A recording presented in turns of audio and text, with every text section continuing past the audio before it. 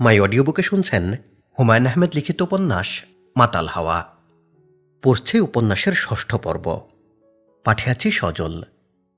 ধন্যবাদ। শ্রাবণ মাস। হাসান রাজা চৌধুরী ভাটিপাড়া বাড়ির ছাদে অনেকক্ষণ হলো দাঁড়িয়ে আছে। তাকে দেখাচ্ছে মূর্তির মতো। তার দৃষ্টি হাওরের দিকে। বিস্তীর্ণ হাওর, বড় বড় ঢেউ উঠছে। অনেক দূরে ছোট্ট একটা নৌকা। নৌকা খুব দুলছে। সন্ধ্যার দিকে হাওয়া জোরালো হয়। সমুদ্রের মতো বড় ঢেউ ওঠে। হাসানকে ঘিরে অসংখ্য পায়রা। এরা এখন আর উঠছে না। সন্ধ্যার পর পায়রা আকাশে ওড়ে না, বাকবাকুম শব্দও করে না। কিভাবে যেন এরা টের পেয়ে গেছে যে সন্ধ্যা অতি রহস্যময় এক সময়। ছোট সাব, আজান হয়েছে। হাসান চমকে তাকালো। জায়নামাজ বগলে নিয়ে বারেক দাঁড়িয়ে আছে। বারেকের বয়স 12। তাকে হাসানের ফুট ফরমাস করার জন্য রাখা হয়েছে। তার মুখের ভাষায় সিলেটের আঞ্চলিকতা নেই।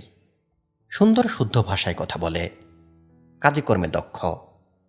সবচেয়ে বড় কথা, পরিষ্কার পরিচ্ছন্ন। চেহারা মেয়েলি। ঘাটু গানের দল থেকে তাকে আনা হয়েছে। আশেপাশে কেউ না থাকলে সে গুনগুন করে গানে টান দেয়। যমুনার জল দেখতে কালো, স্নান করিতে লাগে ভালো, যৌবন মিশিয়া গেছে জলে। হাসান বলল, আমার উজু নাই, নামাজ পড়ব না। উজুর পানি কি দিব? না। ছোট সাপ, কি দেখেন? নৌকাটা দেখি। অনেকক্ষণ এক জায়গায় আছে। বাতাসের কারণে আসতে পারছে না। চেয়ার এনে দিব, বসবেন? না।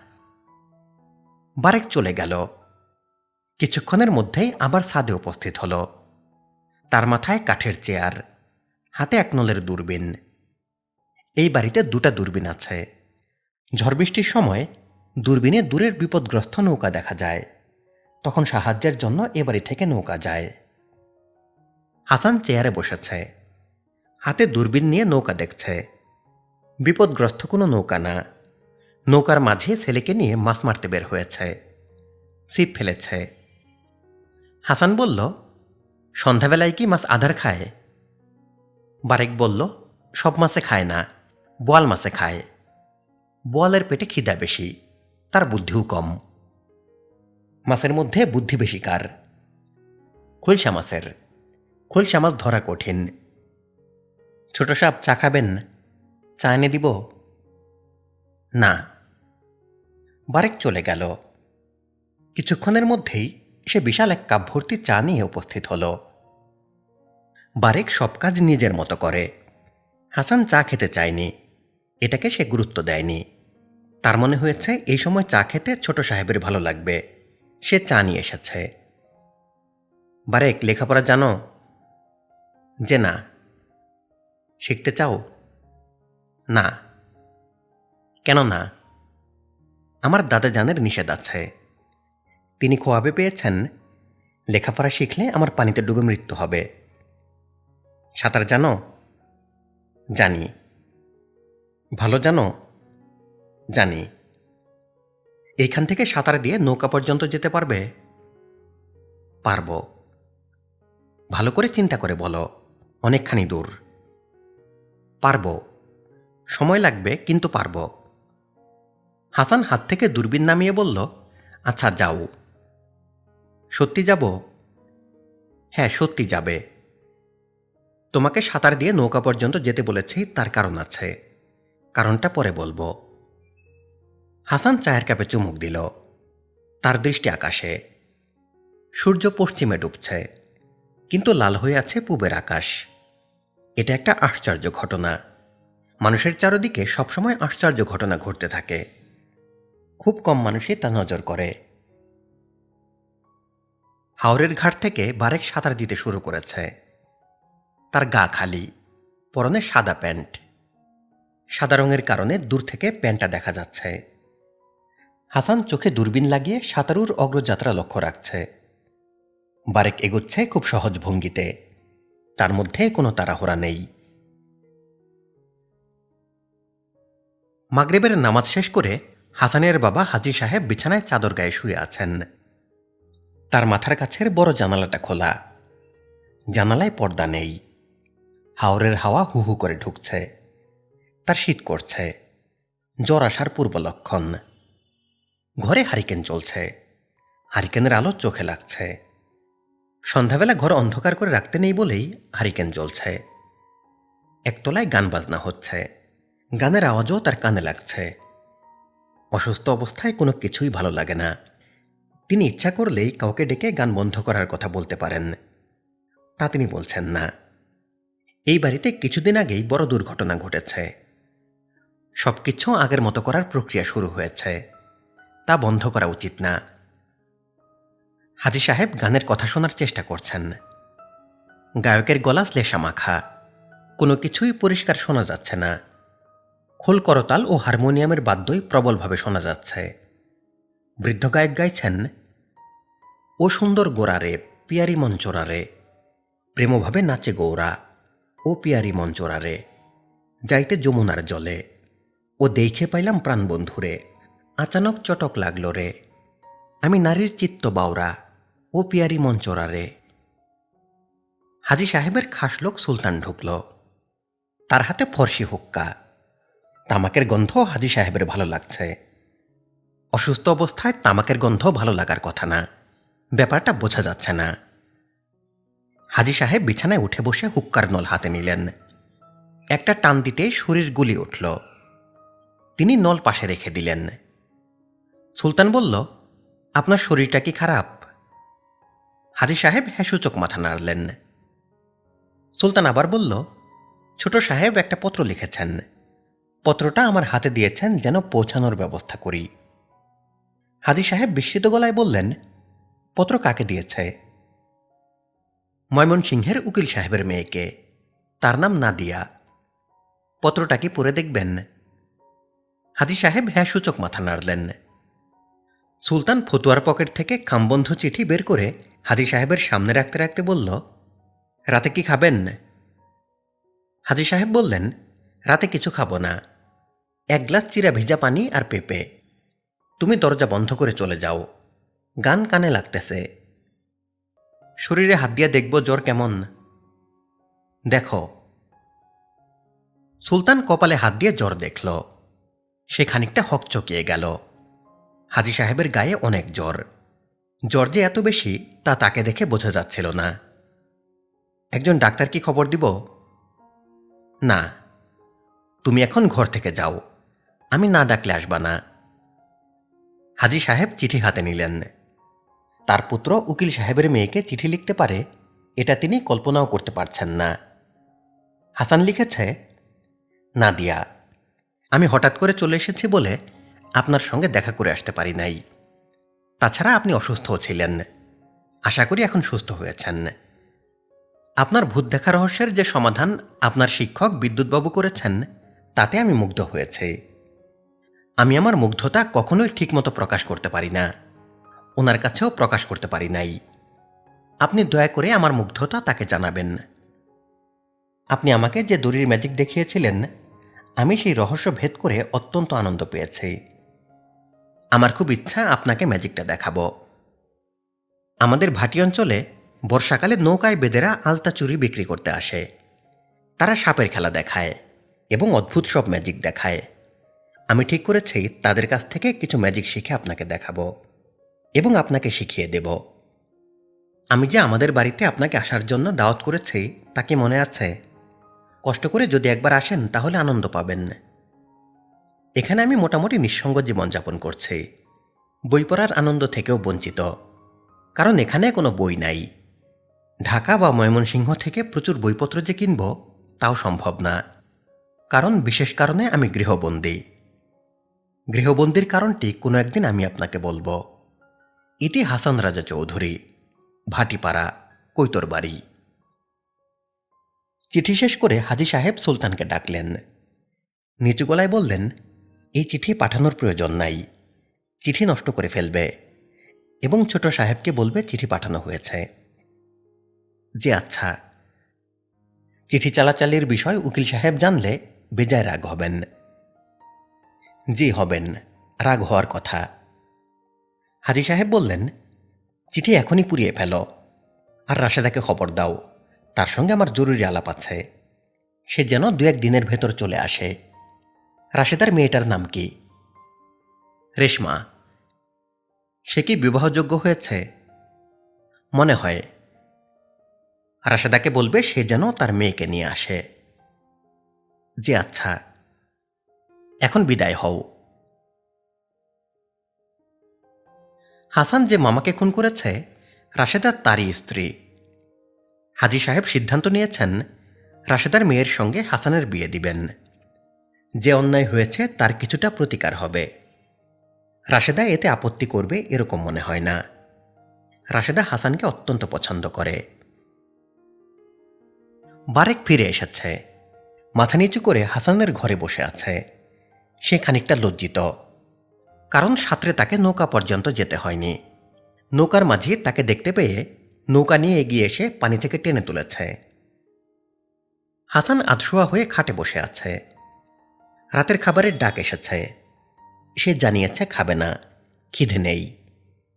সে উকিল সাহেবের বাড়ির প্রণববাবুর মতো একবেলা খাওয়ার চেষ্টায় আছে। চেষ্টা ফলপ্রসূ হচ্ছে না।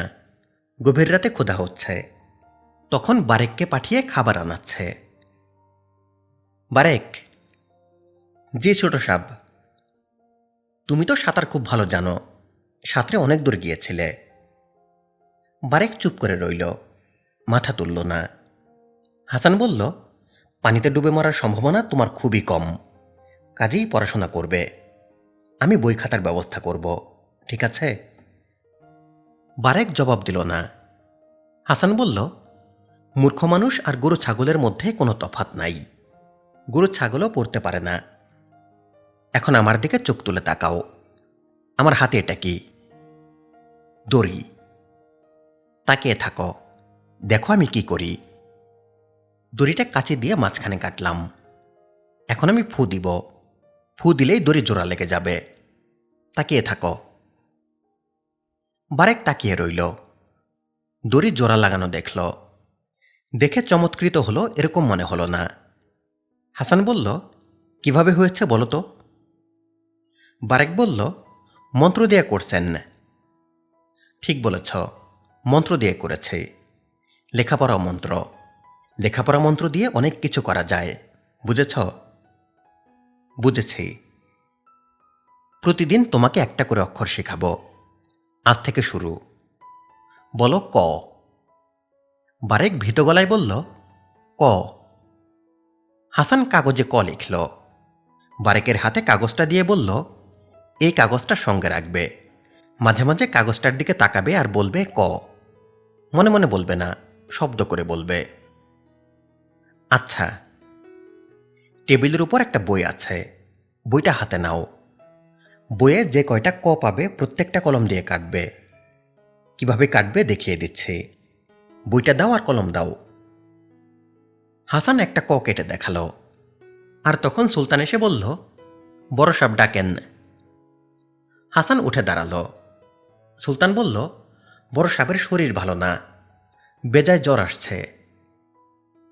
হাসান কাঁচি এবং দড়ি হাতে নিল। হঠাৎ করে তার ইচ্ছা করছে বাবাকে সে এই ম্যাজিকটা দেখাবে। হাজী সাহেব খাটে হেলান দিয়ে বসেছেন।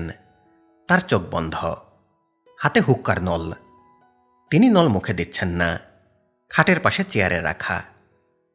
হাসানকে ঘরে ঢুকতে দেখে তিনি চোখ মেললেন। ছেলেকে ইশারায় বসতে বললেন। হাসান বসল। হাজী সাহেব বললেন, প্রায়ই শুনি তুমি রাতে খানা খাও না। রাতে খানা না খেলে শরীর থেকে এক চড়ুই পাখির রক্ত কমে। রাতে খানা অবশ্যই খাবে। হাসান জবাব দিল না। হাজী সাহেব বললেন, তোমাকে অতি জরুরি একটা বিষয় বলার জন্য ডেকেছে, মন দিয়ে শোনো। তোমার হাতে দড়ি কি জন্যে? আপনাকে দড়ি কাটার একটা ম্যাজিক দেখাবো। হাজী সাহেব বললেন, ম্যাজিক দেখানো বেদে বেদিনীর কাজ, তোমার কাজ না, বুঝেছ? জি। জরুরি কথাটা এখন বলি। অপরাধ করলে প্রায়শ্চিত্ত করতে হয়। তুমি একটা বড় অপরাধ করেছ, এখন প্রায়শ্চিত্ত করবা। কিভাবে? তোমার মামাতো বোন রেশমাকে তুমি বিবাহ করবা। এটা আমার হুকুম। রেশমাকে বিবাহ করব? হুম। তার গায়ের রং শ্যামলা। শ্যামলা গাত্র বর্ণের মেয়েদের মন হয় ফর্সা। হাসান বলল, এই মেয়ে সারাক্ষণ জানবে আমি তার বাবাকে খুন করেছি। এটা কি তার জন্য ভালো হবে? হাজী সাহেব বললেন, তুমি তোমার ভালো চিন্তা করবে, তার ভালো চিন্তা করার প্রয়োজন তোমার নাই। এখন দড়ি দিয়ে কি ম্যাজিক দেখাতে চেয়েছ দেখাও। হাসান দড়ি কেটে জোড়া লাগালো। হাজী সাহেব বিস্মিত হলেন, নিজের অজান্তেই বললেন, সুবহানাল্লাহ। হাসান বলল, আপনি কি আরো কিছু বলবেন? আর কিছু না বললে আমি উঠব। হাজী সাহেব বললেন, ম্যাজিকটা আরেকবার দেখাও। হাসান বলল, কোনো ম্যাজিক দুইবার দেখানো যায় না। আমি দেখাতে বললাম, তুমি দেখাও। হাসান কঠিন গলায় বলল, না। হাজী সাহেব বললেন, তুমি আমার সঙ্গে বেয়াদবি করছ। আপনি অন্যায় আবদার করা শুরু করেছেন, এটা উচিত না। আমাকে তুমি উচিত অনুচিত শেখাও। আমি তোমার জন্মদাতা পিতা। হাসান উঠে দাঁড়ালো। হাজী সাহেব বললেন, উঠে দাঁড়িয়েছ কি জন্যে? বসো, আমার কথা শেষ হয় নাই। হাসান বসল না, ঘর থেকে বের হয়ে গেল। হাজী সাহেব হুক্কারনল মুখে নিয়ে টানতে লাগলেন। অসুস্থ শরীরে তামাকের গন্ধ অসহনীয় লাগছে। তারপরেও তিনি ফুসফুস ভর্তি করে ধোঁয়া নিচ্ছেন। তার চোখ লাল হয়ে উঠেছে, সামান্য শ্বাসকষ্টও হচ্ছে। তিনি চাপা গলায় ডাকলেন, সুলতান, সুলতান। সুলতান খাটের পাশে এসে দাঁড়ালো। হাজী সাহেব বললেন, হাসান আমার সঙ্গে বেয়াদবি করেছে, বিরাট বেয়াদবি। সুলতান বিড়বিড় করে বলল, বয়স কম। হাজী সাহেব বললেন, বেয়াদবি বয়স কমের কারণে করে নাই, বিকারের কারণে করেছে। বিকার মাথায় উঠে গেলে মানুষ বেয়াদবি করে, খুন খারাপি করে, বুঝেছ? জি। বিকার নামানোর অনেক বুদ্ধি আছে। পাখি শিকার, জীবজন্তু শিকার, রক্ত দর্শনে বিকার কমে, আবার যৌন কর্মেও বিকার কমে। এই জন্যেই কিছুদিনের জন্য হলেও ঘাটুপুত্র রাখা দোষের না, বুঝেছ? জি। বারেক নামের ছেলেটা ঘাটু দলের না? জি। তোমার ছোট সাহেব কি তাকে ব্যবহার করে? না। জেনে না বললা নাকি অনুমানে বললা? অনুমানে বলেছে। ছোট সাহেব অন্য ধাঁচের মানুষ, ভালো মানুষ। ভালো মানুষ মন্দ মানুষ বিবেচনার মতো বুদ্ধি তোমার নাই। জি, ঠিক বলেছেন। উত্তরের দালানের সঙ্গে যে বড় ঘরটা আছে তার সঙ্গে টাট্টিখানা কি আছে? আছে। হাজী সাহেব কিছুক্ষণ চুপ করে থেকে বললেন, তোমার ছোট সাহেবকে উত্তরের ঘরে তালাবদ্ধ করে রাখো, খানা দিবা জানালা দিয়া। আমার হুকুম না পাওয়া পর্যন্ত তালা খুলবা না, এটা বেয়াদবির শাস্তি। জি আচ্ছা। সামনে থেকে যাও, যা করতে বলছি করো। আপনার জ্বর কি আরেকবার দেখব? দেখো। সুলতান কপালে হাত দিয়ে বলল, জ্বর আরও বেড়েছে। হাজী সাহেব বললেন, জ্বর বেড়েছে, কমবে, ব্যস্ত হবার কিছু নাই। সুলতান বলল, জ্বরের ঘরে ছোট সাহেবের শাস্তির বিধান দিয়েছেন, জ্বর অবস্থায় বিধান দেওয়া ঠিক না। হাজী সাহেব বিরক্ত গলায় বললেন, তোমাকে যা করতে বলেছি করো, আমাকে বিধান শিখাবা না। হাসানকে উত্তরের ঘরে তালাবদ্ধ করে রাখা হয়েছে। সে তা নিয়ে কোনোরকম উচ্চবাচ্য করছে না। উত্তরের ঘরের একটা জানালা দিয়ে হাওর দেখা যায়। সে বেশিরভাগ সময় জানালার পাশে দাঁড়িয়ে হাওর দেখে। বাকি সময়টা ঘরের এক মাথা থেকে অন্য মাথা পর্যন্ত হাঁটে, খাটের চারপাশে চক্রাকারে ঘোরে। প্রতি সন্ধ্যায় একটা খাতায় কি যেন লেখে। খাতাটার সে একটা নাম দিয়েছে, মাতাল হাওয়া। হাওরের উথালপাথাল হাওয়ার কারণেই মনে হয় এমন নাম। বারেক তার ঘরের বাইরে সারাক্ষণ বসে থাকে। রাতে চাদর পেতে তালাবদ্ধ ঘরের সামনেই ঘুমায়। 3টা অক্ষর তার শেখা হয়েছে, ক খ গ। ঘুমের ঘরে সে বিড়বিড় করে বলে, ক খ গ, ক খ গ। শুক্রবার সন্ধ্যায় বজরায় করে হাসানের মামি রাশেদা কৈতর বাড়িতে এসেছেন। সঙ্গে তার 17 বছরের মেয়ে রেশমা। রেশমার মুখ গোলগাল, পাতলা ভুরু, নাক খানিকটা চাপা। শ্যামলা এই মেয়েটির চেহারায় অন্য এক ধরনের সৌন্দর্য, যা ব্যাখ্যা করা কঠিন। তার চোখে চিরস্থায়ী বিষণ্ণতা। হাজী সাহেব রাশেদাকে নিজের ঘরে ডেকে পাঠিয়েছেন। রাশেদা খাটের পাশে রাখা চেয়ারে মাথা নিচু করে বসে আছেন। হাজী সাহেব বললেন, ভালো আছো রাশেদা? রাশেদা হ্যাঁসূচক মাথা নাড়লেন। আমার ছেলের বিষয়টা কি ঠিকমতো জানো? রাশেদা বলল, কোন বিষয়? হাসান খুন করে নাই, আমার খাস লোক ফরিদ খুন করেছে। সে পুলিশের হেফাজতে আছে, সব স্বীকার পেয়েছে। রাশেদা বললেন, এইসব মিথ্যা কোর্টের জন্যে, আমার জন্যে না। খুন কে করেছে আপনি যেমন জানেন আমিও জানি। মানুষের সব জানা ঠিক না, জানায় ভুল থাকে, সেই ভুল ঠিক করতে হয়। এটা বলার জন্যই কি আপনি আমাকে আনিয়েছেন? তোমাকে একটা প্রস্তাব দিব বলে আনিয়েছে। কি প্রস্তাব? হাজী সাহেব শান্ত গলায় বললেন, একটা বিবাহের প্রস্তাব। আমি রেশমার সঙ্গে হাসানের বিয়ে দিতে চাই। হতভম্ব রেশমা বললেন, এইসব কি বলেন? আপনি কি উন্মাদ হয়েছেন? উন্মাদও তো এরকম কথা বলবে না। হাজী সাহেব নিঃশব্দে তামাক টানতে লাগলেন। রাশেদা বললেন, আপনার টাকা পয়সা আছে, ক্ষমতা আছে, ইচ্ছা করলে অনেক কিছুই করতে পারেন। নিজে খুন করে সেই দোষ অন্যের ঘাড়ে ফেলতে পারেন। আপনার কাছে আমি এবং আমার মেয়ে তুচ্ছ, তারপরেও একটা খুনির সঙ্গে আমি মেয়ের বিবাহ দিব না। হাজী সাহেব বললেন, ঠিক আছে, আমি আপনার এখানে থাকব না, চলে যাব, আজই যাব। আমি তো জোর করে তোমার মেয়ের বিবাহ দিব না, আজই চলে যেতে হবে কেন? আমি থাকব না, আমি চলে যাব। হাজী সাহেব বিছানায় আধশোয়া হয়েছিলেন, এখন উঠে বসলেন। হুক্কার নল নামিয়ে রাখতে রাখতে বললেন, এই বাড়ি থেকে তুমি যেতে পারবে না, মামলার রায় হওয়ার পরে যাবে। মামলা যেভাবে সাজানো হয়েছে তুমি তাতে ঝামেলা করতে পারো, এই সুযোগ তোমাকে আমি দিব না। আমাকে আটকায় রাখবেন? হ্যাঁ, আমাকে আটকায় রাখার ক্ষমতা আপনার নাই। হাজী সাহেব বললেন, গলা নামায় কথা বলো, তুমি উঁচু গলায় কথা বলছ, লোকজন শুনছে, এটা ঠিক না। মাথা ঠান্ডা করো, খাওয়া দাওয়া করো। তুমি আমার ছেলের শাশুড়ি হবা, তোমার এই বাড়িতে অনেক মর্যাদা। রাশেদা বললেন, আপনি যত কিছুই করেন আমার মেয়ে কোনো দিনই রাজি হবে না। এই জাতীয় কোনো প্রস্তাব তার কানে গেলে সে হাওরে ঝাঁপ দিয়ে পড়বে। আপনাকে আল্লাহর দোহাই লাগে, এই ধরনের কোনো কথা যেন আমার মেয়ের কানে না যায়। এখন ইজাজত দেন, আমি বিদায় হই। ইজাজত দিলাম। রাশেদা দ্রুত ঘর থেকে বের হলেন। তিনি সিদ্ধান্ত নিয়েছেন আজ রাতেই ফিরে যাবেন। ঘাটে বজরা বাঁধা আছে, ডিঙ্গাপুতার হাওর রাতে রাতে পাড়ি দিয়ে নিজের জায়গায় ফিরে যাওয়া। কৈতর বাড়িতে আর এক মুহূর্তও থাকা যাবে না।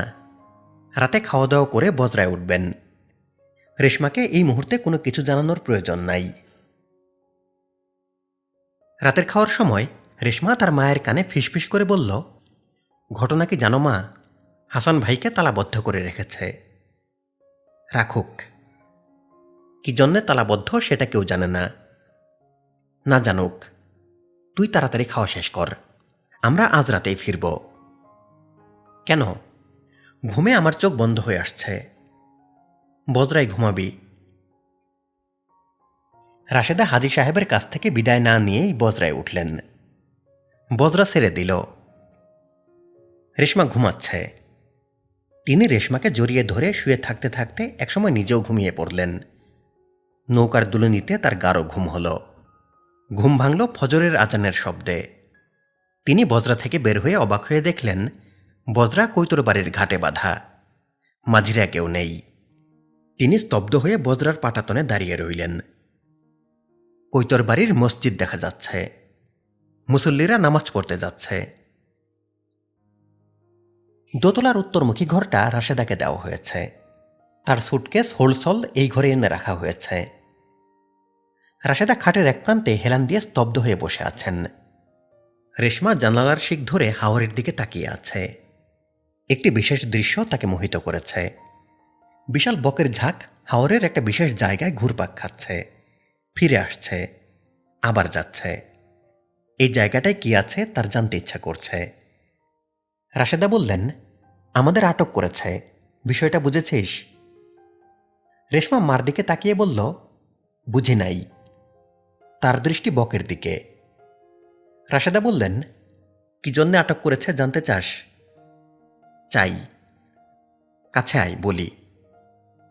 রেশমা বলল, কাছে আসব না, তুমি বলো, আমি শুনছি। রাশেদা বললেন, এরা জোর করে খুনিটার সঙ্গে তোর বিবাহ দিতে চায়। তোর উপরে আদেশ, প্রয়োজনে ফাঁসিতে ঝুলবি, কবুল বলবি না। ফাঁসিতে ঝোলার মধ্যে আমি নাই মা। খুনিটারে বিবাহ করবি? কথায় কথায় খুনি বলবা না, শুনতে খারাপ লাগে। খুনিরে সাধু পুরুষ বলবো? কিছুই বলতে হবে না। আমি জানি খুনের পিছনে বিরাট ঘটনা আছে। ঘটনা জানলে হাসান ভাইরে ক্ষমা করা যাবে। একদিন আমি ঘটনা জানব। কিভাবে জানবি? রেশমা স্বাভাবিক গলায় বলল, বিবাহের পরে ওনারে জিজ্ঞাসা করব। স্ত্রীর কথা উনি ফেলতে পারবেন না। রাশেদা তীক্ষ্ণ গলায় বললেন, তুই কি বললি? রেশমা বলল, তামাশা করলাম। তোমার মন মেজাজ ভালো না, এই জন্যেই তামাশা। আর একবার যদি এমন তামাশা করস, তোরে আমি জীবন্ত কবর দিব। সকালের নাশতা চলে এসেছে। চালের আটার রুটি, ভুনা হাঁসের মাংস, পায়েস। রাশেদা বললেন, সব নিয়ে যাও, আমি কিছু মুখে দিব না। আমার মেয়েও মুখে দিবে না। এই বাড়িতে আমরা পানিও স্পর্শ করব না। রেশমা বলল, আমার ভুক লাগছে, আমি খাবো। হাঁসের মাংস আমার প্রিয়। রেশমা এখনো জানালা ধরে আছে। বক রহস্যের সমাধান হয়েছে।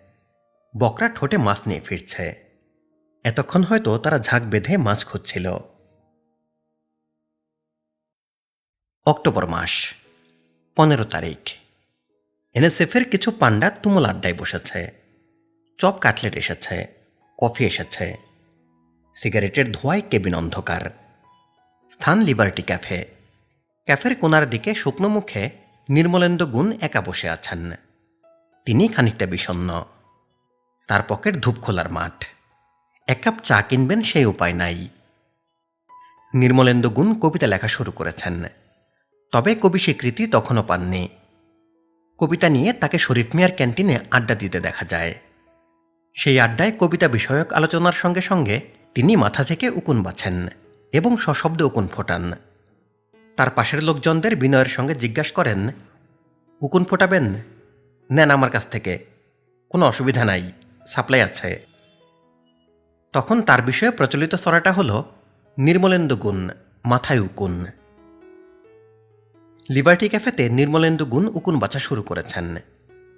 তার সামনে এক কাপ কফি এবং একটা চিকেন কাটলেট। খাবারের দাম কিভাবে দেবেন এই নিয়ে তার মধ্যে সামান্য শঙ্কা কাজ করছে। তবে তিনি প্রায় নিশ্চিত দুপুরের মধ্যে পরিচিত কারো সঙ্গে দেখা হয়ে যাবে। কপাল ভালো থাকলে তার উপর দিয়ে দুপুরের খাবারটা হয়ে যাবে। লিবার্টি ক্যাফের মোরগ পোলাও অসাধারণ। নির্মলেন্দু গুণের মাথায় একটা কবিতার কয়েকটা লাইন চলে এসেছে। লাইনগুলি তাকে যথেষ্ট যন্ত্রণা দিচ্ছে।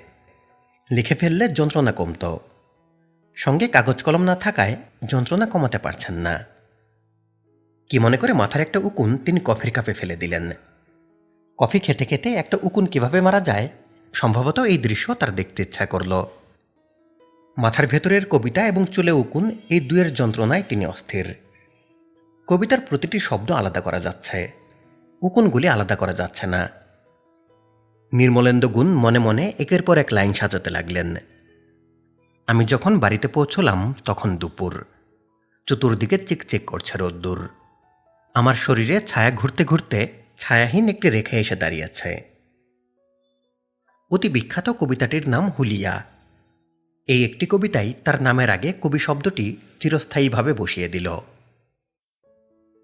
কবি নির্মলেন্দু গুণের পাশের কেবিনে আলোচনা বন্ধ হয়েছে। এনএসএফের খোকা এসে সবাইকে নিয়ে গেল। লিবার্টি ক্যাফেতে সময় নষ্ট করার কিছু নেই। আজ নানান আমোদের ব্যবস্থা আছে। মহসিন হলে দুপুর থেকে সন্ধ্যা পর্যন্ত টানা জোয়া চলবে। সন্ধ্যাবেলায় এসএম হলে ফিস্ট। ফিস্ট শুধুমাত্র এস এম হলের ছাত্রদের জন্যে, কিন্তু এনএসএফের নেতারা সব ফিস্টের বিশেষ সম্মানিত অতিথি। ফিস্টে যাওয়ার আগে জিনের খেলা।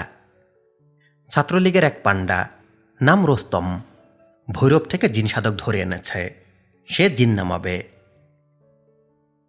খোকা লিবার্টি ক্যাফের ম্যানেজারকে সবার খাবারের বিল দিল। কবি নির্মলেন্দু গুণের বিলও দিল।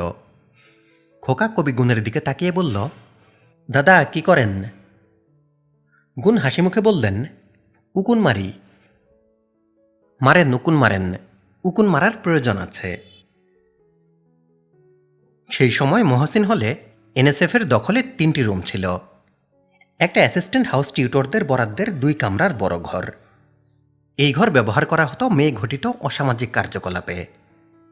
দোতলায় সাউথ ব্লকের একটিতে জুয়া খেলা হতো। সেই দুপুরের জুয়া অসম্ভব জমে গেল। সন্ধ্যা পার হয়ে গেল। জুয়ারির সংখ্যা বেশি হয়ে যাওয়ায় রুস্তম জুয়ায় অংশ নিতে পারল না। সে জুয়ারিদের সাহায্যে নিয়োজিত থাকল। প্রধান সাহায্য বিশেষ পানীয়ের গ্লাস হাতে তুলে দেওয়া। কর্মকাণ্ড দেখে জিন সাধক সামান্য ভরকে গেছে। খোকা আসরে নেই। সে গেছে এস এম হলে, ফিস্টের তদারকিতে। সন্ধ্যার পরপর এস এম হলে সবার যাওয়ার কথা, কিন্তু 3 তাসের খেলা এমনই জমে গেল যে কেউ উঠতে পারছে না। আরেক দান করে খেলা চলছেই। রাত 8টায় ঘরে ঢুকল খোকা। তার চোখ রক্তবর্ণ, চেহারা উদ্ভ্রান্ত। তার কাছেই জানা গেল কিছুক্ষণ আগে এস এম হলে 75কে ছুরি মারা হয়েছে। অবস্থা গুরুতর। 75 খাওয়া দাওয়া করে নিজের ঘরে আরাম করে সিগারেট খাচ্ছিল। তখন ছাত্র ইউনিয়নের মজনু এবং করিম গল্প করার ছলে 75-এর ঘরে ঢুকে তাকে ছুরি মেরে নিমেষের মধ্যে হাওয়া হয়ে যায়। 75 ঢাকা মেডিকেল কলেজে 20 তারিখ মারা যায়। এর 2 মাসের মাথায় খোকার ভাগ্যেও একই ঘটনা ঘটে।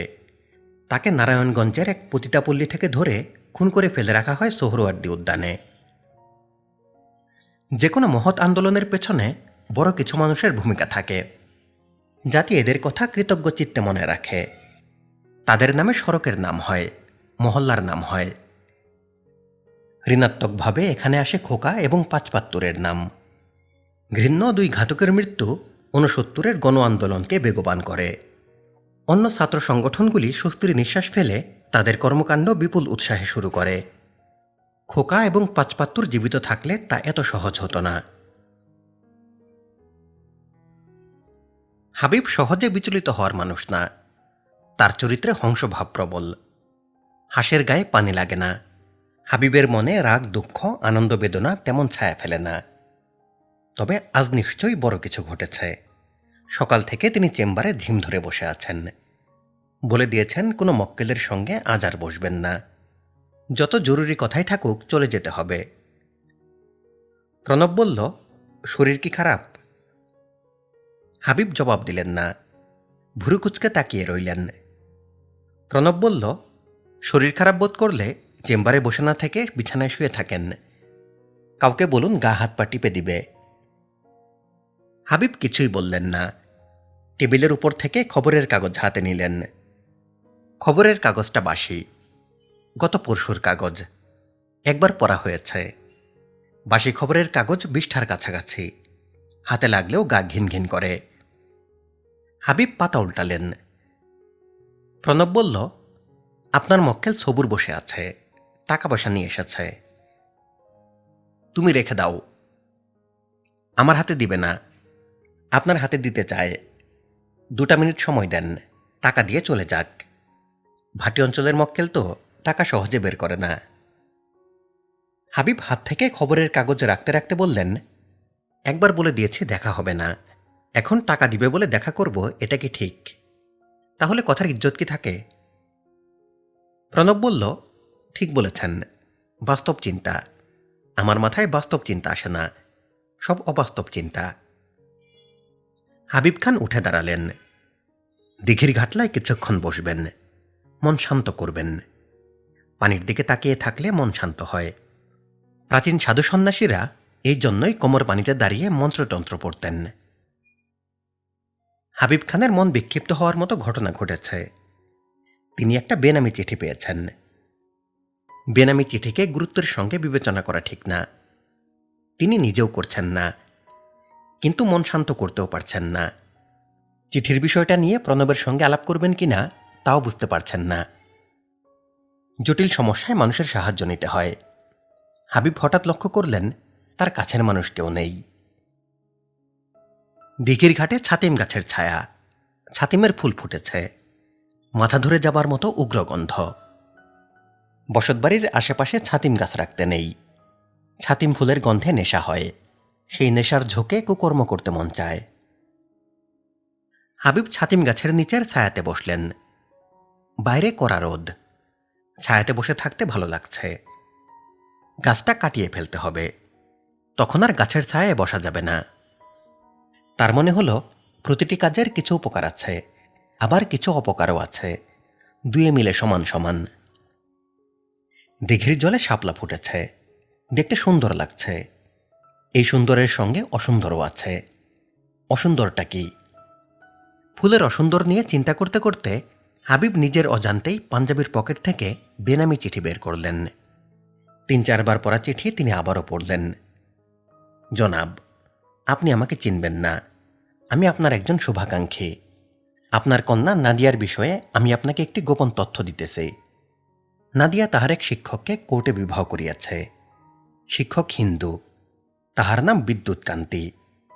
আপনার মতো একজন সম্মানিত মানুষের মুসলিম কন্যার সহিত এক হিন্দু খতনাবিহীন লিঙ্গ দ্বারা প্রতিরাতে যৌনকর্ম করিবে, ইহা কি সহ্য করা যায়? এখন কি করিবেন আপনার বিবেচনা। হাবিব চিঠিটা কুচি কুচি করে ছিঁড়লেন। নোংরা চিঠি সঙ্গে নিয়ে ঘোরা ঠিক না, কখন কার হাতে পড়বে। তিনি চিঠির টুকরা দিঘির পানিতে ছুঁড়ে মারলেন। বাতাসের কারণে টুকরাগুলো পানিতে পড়ল না, তার গায়ে ফিরে এলো। হাবিবের শরীরে জলুনির মতো হল। চায়ের কাপ হাতে প্রণব আসছেন, তার পেছনে হুক্কা হাতে একজন। তাকে হাবিব আগে দেখেননি। মহিষের মতো বলশালী চেহারা, গাত্রবর্ণ মহিষের মতো কালো, শরীরের তুলনায় মাথা ছোট, মাথার চুল কদম ছাট করা।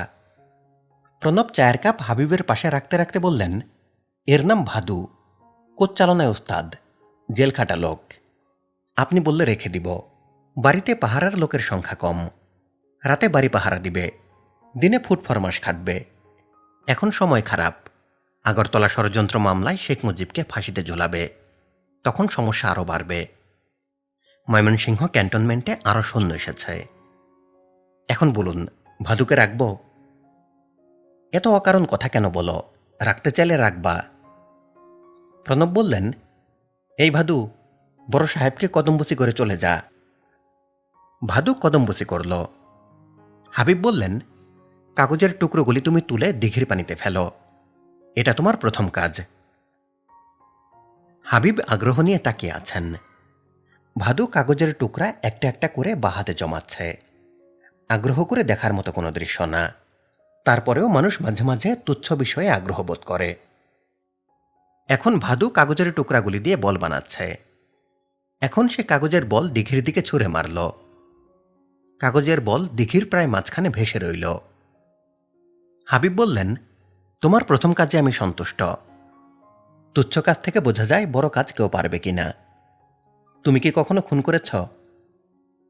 জি না, তবে বললে করতে পারবো। আচ্ছা, এখন সামনে থেকে যাও। ভাদু থপথপ শব্দ করে চলে যাচ্ছে। হাবিব আবার তাকালেন দিঘির দিকে। কাগজের বল পানিতে জেগে আছে, বাতাসে ভাসতে ভাসতে তীরের দিকে আসছে। হাবিব খান অস্বস্তি বোধ করছেন, এই কাগজের বল কখন ডুববে। তিনি ক্লান্ত গলায় বললেন, প্রণব, তুমি নাদিয়াকে আমার কাছে পাঠাও। এখন পাঠাইতেছি। হাবিব বললেন, থাক, দরকার নাই, তুমি সামনে থেকে যাও, আমি কিছুক্ষণ একা থাকব। নাদিয়া তার দাদির খাটে বসে দাদির জন্যে পান ছেঁচে দিচ্ছে। খটখট শব্দ হচ্ছে। নাদিয়া বলল, পান ছেঁচার যন্ত্র থাকলে ভালো হতো, তাই না দাদি? পান, সুপারি, চুন যন্ত্রের মধ্যে ঢুকিয়ে দিলাম, বোতাম টিপলাম, মিক্সচার বের হয়ে এলো। হাজারা বিবি বললেন, তোর হাতে যেটা আছে সেটাও তো যন্ত্র। তা ঠিক, এই যন্ত্রটা চলছে শরীরের শক্তিতে, আমি যে যন্ত্রের কথা বলছি সেটা চলবে বিদ্যুতের শক্তিতে। হাজেরা বিবি হঠাৎ গলা নামিয়ে প্রায় ফিসফিস করে বললেন, যন্ত্রের একটা গপ শুনবি?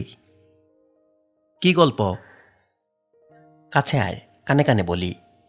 এটা উঁচা গলার গফ না, কানাকানির গফ। নিশ্চয়ই নোংরা কোনো গল্প, আমি শুনব না। হাজেরা বিবি খলবলিয়ে হাসতে লাগলেন। তার চোখ এখন আনন্দে চকচক করছে। তিনি পানের জন্যে হাত বাড়ালেন। নাদিয়া পান সুপারির গুঁড়া তার হাতে ঢালতে ঢালতে বলল, তোমাকে নিয়ে আমি একটা উপন্যাস লিখছি, পড়ে শোনাব? না, তুই আমার গপ শুনবি না, আমিও তোর গপ শুনব না। প্রথম লাইনটা শুধু শোনো। আজ 12ই চৈত্র, হাজেরা বিবির বিবাহ।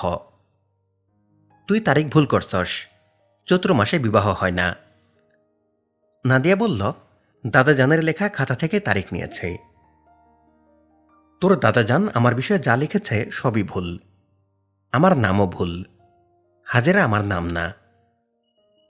তোমার নাম কি? এখন বিস্মরণ হয়েছে। তোর দাদাজান নাম বদলাইছে। সে বলল, ডাক দেওয়া মাত্র হাজির হবা, তাই নাম দিলাম হাজিরন বিবি, সেই থেকে হাজেরা বিবি। তারপর কি হইল শোন। আমি ওনারে বললাম, একদিন আমার দিন আসব, আমি আপনারে ডাক দিব, আপনি হাজির হইবেন। আপনারা নাম বদলাইয়া আমি নাম রাখব হাজির বাবা। নাদিয়া বলল, তুমি বানিয়ে বানিয়ে কথা বলা শুরু করেছ। বিয়ের সময় তোমার বয়স 10 বছর, দাদাজানের 30 বছর। 10 বছরের বালিকা এমন বয়স্ক একজনকে এ ধরনের কথা বলতে পারে না। আমি পারি। এখন তুই বিদায় হ। চলে যাব? হুম। নাদিয়া খাট থেকে নামল। হাজেরা বিবি তার পুত্রকে ডাকতে লাগলেন, হাবু, হাবু, হাবুরে। তিনি ডেকেই যাচ্ছেন। নাদিয়ার এখন কিছু করার নেই। লাইব্রেরি থেকে গল্পের বই আনা হয়েছে। ভোরবেলা গল্পের বই নিয়ে বসতে ইচ্ছা করছে না। গল্পের বই পড়তে হয় দুপুরে। খাওয়া দাওয়ার পর বিছানায় শরীর এলিয়ে গল্পের বই পড়তে পড়তে কিছুক্ষণের ভাত ঘুম। একটা কাজ অবশ্য করা যায়, বই নিয়ে দিঘির ঘাটে চলে যাওয়া যায়, ছাতিম গাছে হেলান দিয়ে বই পড়া। নাদিয়া বই হাতে দোতলার বারান্দায় এসে দাঁড়ালো। এখান থেকে দিঘির ঘাট চোখে পড়ে। সে দেখতে পাচ্ছে তার বাবা দিঘির ঘাটে বসে আছেন, তামাক খাচ্ছেন। এই সময় তার দিঘির ঘাটে বসে থাকার কথা না। তিনি কি কোনো সমস্যায় আছেন? দিঘির ঘাটের দিকে তাকালেই নাদিয়ার মনে আসে বিদ্যুৎ স্যারের কথা। কি বুদ্ধি মানুষটার! মাস্টারি বাদ দিয়ে মানুষটা যদি সমাধান নাম দিয়ে অফিস খুলত, তাহলে সবার উপকার হতো। সমস্যায় পড়তেই সমাধান অফিসে চলে যাওয়া, স্যারের কাছ থেকে সমাধান নিয়ে আসা। নাদিয়া দোতলা থেকে নামল, দিঘির ঘাটের দিকে রওনা হল। হাবিব মেয়েকে দেখে ভুরুকুচকে বললেন, প্রণবকে তো নিষেধ করেছিলাম তোকে খবর দিতে। নাদিয়া বলল, কেউ আমাকে খবর দেয় নাই বাবা, আমি নিজ থেকে এসেছি। এখানে বসে আছো কেন? হাবিব জবাব দিলেন না। হুক্কার কয়লা নিভে গেছে, তারপরেও তিনি অভ্যাস বসে টেনে যাচ্ছেন। বাবা, কোনো সমস্যা? সমস্যা হলে কি করবি, সমাধান করবি? চেষ্টা করতে পারি।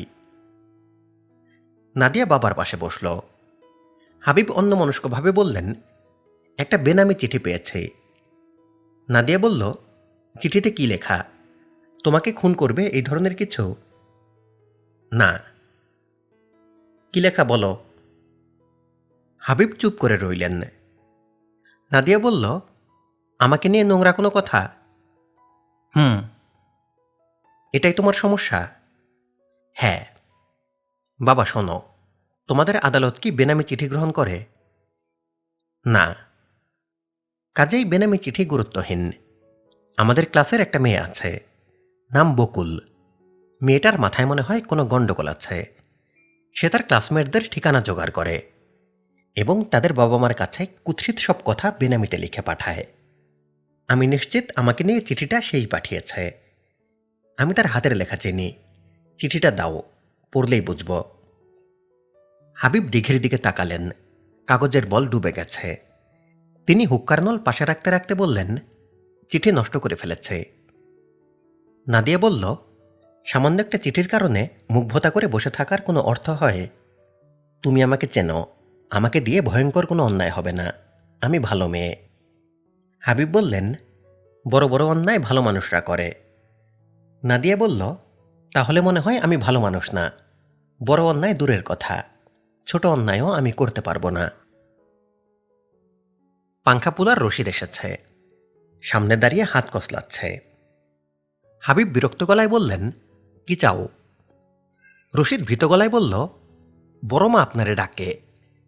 হাবিব বললেন, উনি সারাদিনে 1000 বার আমাকে ডাকেন, তাই বলে 1000 বার আমাকে খবর দিতে হবে? সামনে থেকে যাও। রশিদ প্রায় দৌড়ে সরে গেল। হাবিব তাকালেন মেয়ের দিকে। কি সহজ সুন্দর মুখ মেয়েটার। তার মার চেহারাও সুন্দর, তবে সে সৌন্দর্যে কাঠিন্য আছে। নাদিয়ার মধ্যে তা নেই। নাদিয়া বলল, কি দেখো বাবা? হাবিব কিছু বললেন না, দৃষ্টি ঘাটের দিকে ফিরিয়ে নিলেন। হঠাৎ করেই তার মনে হল, নাদিয়া তার বান্ধবী বকুল সম্পর্কে যা বলেছে তা মিথ্যা। নাদিয়া জানে তাকে নিয়ে এ ধরনের বেনামি চিঠি আসতে পারে, কাজেই সে বেনামি চিঠির কারণ নিয়ে গল্প বানিয়ে রেখেছে। নাদিয়াকে ঠিকমতো জেরা করলেই সব বের হয়ে যাবে। তার জেরার মুখে কঠিন আসামিও মাখনের মতো গলে যায়, আর এই মেয়ে তো শুরুতেই মাখন। তিনি হুক্কার নল মুখে নিয়ে কয়েকবার টানলেন। নাদিয়া বলল, আগুন নিভে গেছে বাবা, কাউকে বলি কলকে সাজিয়ে দেখ। না, তোকে কয়েকটা প্রশ্ন করব, জবাব দিবি? নাদিয়া হাসি মুখে বলল, জবাব দেওয়ার আগে কি আদালতের মতো প্রতিজ্ঞা করব, যাহা বলিব সত্য বলিব? প্রতিজ্ঞা লাগবে না। তোদের ক্লাসের মেয়েটার নাম বকুল? হ্যাঁ। কিভাবে নিশ্চিত হলি বেনামি চিঠি সেই পাঠায়?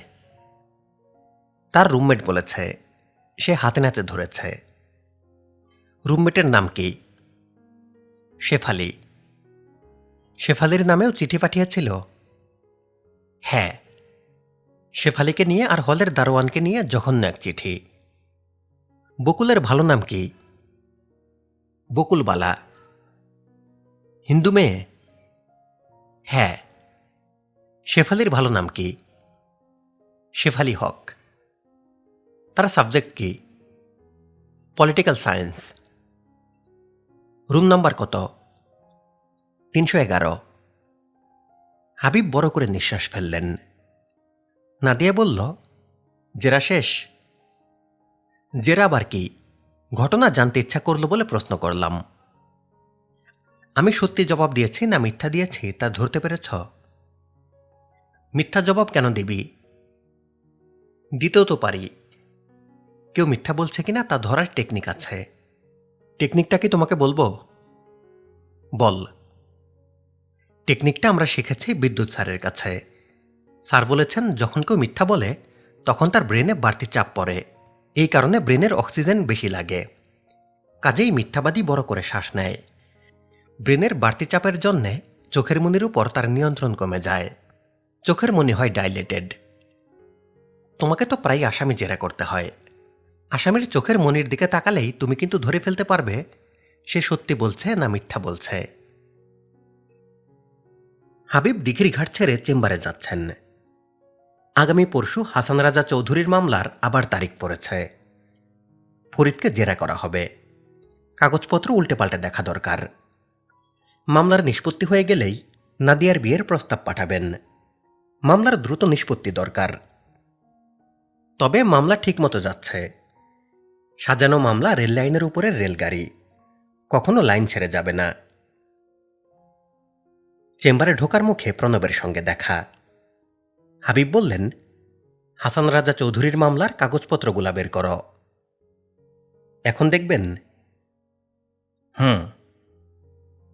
আপনার শরীরটা খারাপ, আজ বাদ দেন। তোমাকে যা করতে বললাম করো।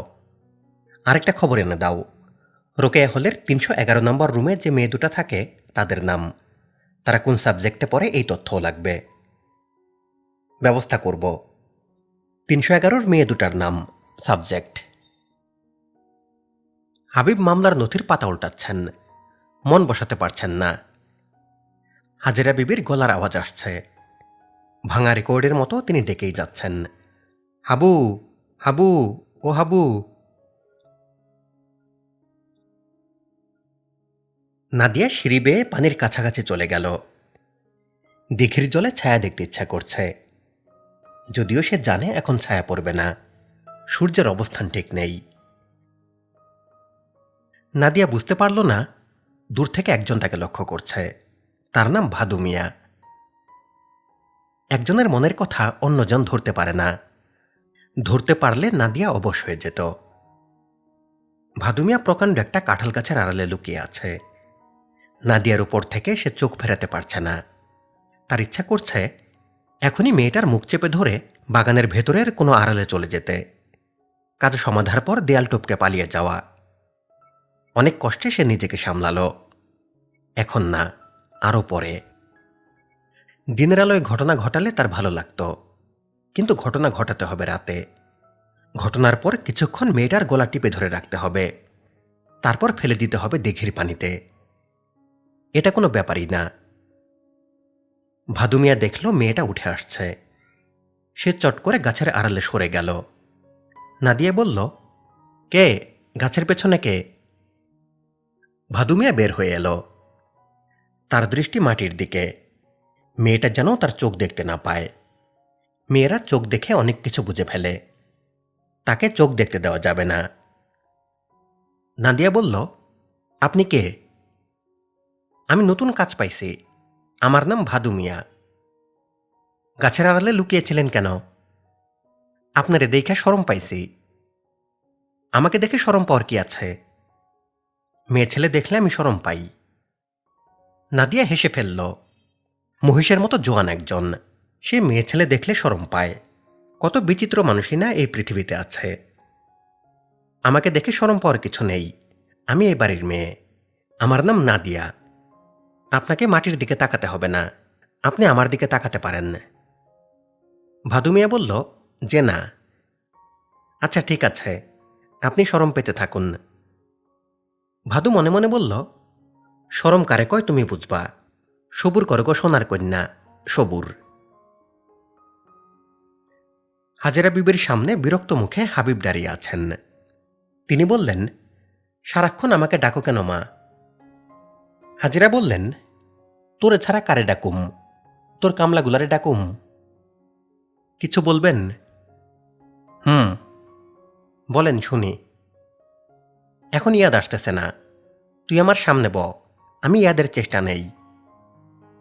হাবিব বললেন, আপনি ইয়াদ করেন, যদি ইয়াদে আসে আমারে ডাকবেন, আমার কাজ আছে, আমি যাই।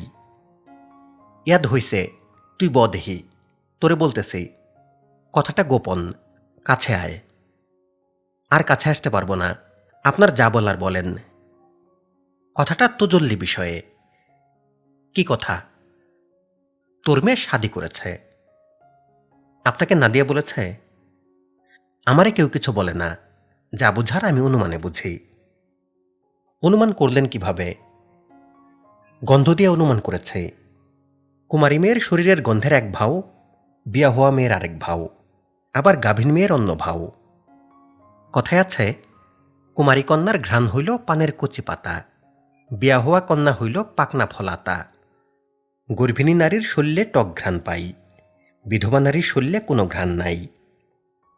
হাবিব বললেন, আমাকে বলেছেন ঠিক আছে, এই জাতীয় কথা আর কাউকে বলবেন না। আচ্ছা বলবো না। হাজেরা বিবি পাঞ্চে চুনি নিয়ে বসলেন। টকটকা শব্দ হতে থাকল। ভাদু মিয়াও শব্দ করছে। সে কুড়াল দিয়ে কাঠ ফেরে রান্নার খড়ি বের করছে।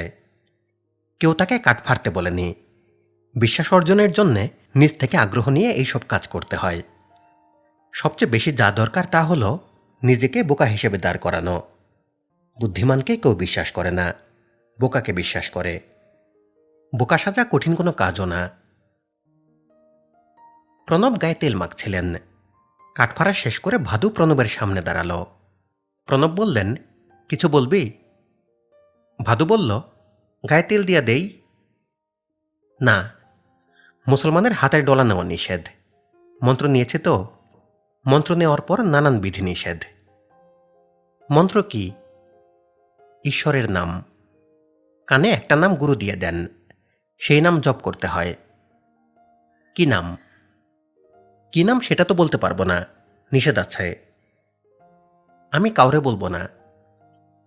নাম জেনে তুই করবি কি? নাম জপ করবি? কেমনে জপ করতে হয় শিখাইয়া দিলে করব। কাজে শিখাইলে আমি পারি, না শিখাইলে পারি না। কথাবার্তা শুনে তোকে তো বিরাট গাধা মনে হচ্ছে। ভাদু বলল, যে না আমি গাধা না, আমার বুদ্ধি আছে। আপনার শরীরে তেল ডলে দেই? একবার তো বলেছে না। আরাম পাইবেন। গাধা চুপ কর। ভাদু মনে মনে হাসল। তার গাধা পরিচয়টা দ্রুত স্থায়ী করতে হবে। গাধা সাজতে হলে একই কথা কমপক্ষে 3 বার বলতে হবে। শরীরে তেল দেওয়ার কথা 2 বার বলা হয়েছে, আরও 1 বার বলা দরকার। 3য় বারের জন্য ভাদু অপেক্ষা করছে। অপেক্ষাতেই আনন্দ। পাংখা পোলার রশিদ এসে প্রণবের কানের কাছে মুখ নিয়ে বলল, বড় সাহেব আপনারে ডাকে। প্রণব বিরক্ত হয়ে বললেন, কানাকানি করতেছ কেন? উনি আমারে ডাকেন, এটা গোপন কোনো কথা না। মেয়ে ছেলে কানে কথা বলতে পছন্দ করে, তুমি মেয়ে ছেলে না। ভাদু আনন্দিত গলায় বলল, অত্যধিক সত্য কথা, সে মেয়ে ছেলে না। প্রণব বলল, এই বেকুব, সব কথায় কথা বলবি না। ভাদু হ্যাঁ সূচক মাথা নাড়ল। হাবিব বারান্দার ইজি চেয়ারে চোখ বন্ধ করে শুয়ে আছেন। পাশেই মোড়া পাতা। এতক্ষণ মোড়ায় লাইলি বসেছিলেন। উনি উঠে যাওয়াতে মোড়া খালি। প্রণব মোড়ায় বসতে বসতে বলল, স্যার আমাকে ডেকেছেন? হুম। সীতা মেয়েটার সন্ধান পাওয়া গেছে। প্রণব বলল, সীতাকে? হাবিব বিরক্ত হয়ে বললেন, 7 খণ্ড রামায়ণ নিজে লিখে এখন বলো সীতাকে? সীতা নারায়ণ চক্রবর্তীর মেয়ে, যাকে উদ্ধারের জন্যে তুমি আমার পায়ে ধরলা। প্রণব লজ্জিত গলায় বলল, ভুলে গেছেই। হাবিব হাই তুলতে তুলতে বললেন, এখন মেয়েটার কি ব্যবস্থা করবে করো। প্রণব বলল, আমি কি ব্যবস্থা করব? মেয়ের বাবা মা ব্যবস্থা করবে। হাবিব বললেন, মেয়েটার বাবা মা কোনো ব্যবস্থা নেবে না। মেয়ের কারণে তারা পতিত হয়েছে। মেয়ে নারায়ণগঞ্জের টানবাজারে ছিল। টানবাজার কি জানো? না। বেশ্যাপল্লী। যে মেয়ে বেশ্যাপল্লীতে ছিল, তোমাদের সমাজে তার জায়গা নাই। কথা কি ঠিক? প্রণব বলল, মেয়েটা আছে কোথায়? থানা হাজতে। সেখানে ওসি সাহেব মেয়ের বাবার সঙ্গে কথা বলেছেন, তার মায়ের সঙ্গেও কথা বলেছেন। তারা মেয়েকে নিবে না। এখন তুমি বলো কি করা যায়? প্রণব বলল, স্যার আমি কি বলবো, আমি বাক্যহারা হয়েছি। আমি ওসি সাহেবকে বলেছি মেয়েটাকে আমার এখানে দিয়ে যেতে। রাত 11টার সময় আসবে। তুমি মেয়েটাকে চেম্বারে বসাবে। তুমি তার সঙ্গে কোনো কথা বলবে না। যা বলার আমি বলবো। আমাকে খবর দিয়ে নিয়ে যাবে। আমি ওসি সাহেবের সঙ্গে তখন কোনো কথা বলবো না, তাকে চলে যেতে বলবে। চেম্বারে সবকটা দরজা জানালা বন্ধ। একটা দরজা খোলা, সেখানে পর্দা দেওয়া। বাইরের বাতাসে পর্দা কাঁপছে। টেবিলে রাখা 2টা মোমবাতির শিখাও কাঁপছে। মোমবাতি ছাড়া ঘরে একটা হারিকেনও আছে। বিদ্যুৎ নেই। মোমবাতি এবং হারিকেনের আলোয় অন্ধকার কমছে না। সীতা চাদরে নিজেকে সম্পূর্ণ ঢেকে জড়সড় হয়ে বসে আছে। তার চোখে আতঙ্ক ছাড়া কিছু নেই। সে মাঝে মাঝে কাঁপছে। তার দৃষ্টি মোমবাতির দিকে। দমকা বাতাসে একটা মোমবাতি নিভে গেল। সীতা প্রবলভাবে কাঁপল এবং অস্ফুট শব্দ করল। আর তখনই হাবিব ঢুকলেন। তোমার নাম সীতা? সীতা জবাব দিল না। তার দৃষ্টি এখনো মোমবাতির শিখার দিকে। তোমার বাবা মা তোমাকে নিতে রাজি না, এই খবর পেয়েছ? সীতা হ্যাঁ সূচক মাথা নাড়ল। হাবিব বললেন, তুমি আমার এখানে থাকবে, আমার কোনো অসুবিধা নাই। থাকবে? সীতা হ্যাঁ সূচক মাথা নাড়ল। হাবিব বললেন, আমার একটা বুদ্ধি শোনো। কলমা পড়ে মুসলমান হয়ে যাও। হিন্দুর গায়ে যতটা দোষ লাগে মুসলমানের গায়ে লাগে না। মুসলমান হবে? সীতা হ্যাঁ সূচক মাথা নাড়ল। হাবিব বললেন, তোমার বয়স অল্প, মাঝে মাঝে অল্প বয়সে বড় সিদ্ধান্ত নিতে হয়। শম্ভুগঞ্জের পীর সাহেব আগামী বুধবার আসবেন। তার কাছে তুমি ইসলাম ধর্ম গ্রহণ করবে। তোমার নতুন একটা নাম লাগবে। তোমার নাম দিলাম হোসনা। হোসনা শব্দের অর্থ সৌন্দর্য। তোমার চেহারা সুন্দর, এই জন্যই হোসনা নাম। বাতাসে দ্বিতীয় মোমবাতিটাও নিভে গেল। সীতা আবারও চমকে উঠে অস্ফুট শব্দ করল। শম্ভুগঞ্জের পীর সাহেব এসেছেন। তিনি রোজা ছিলেন।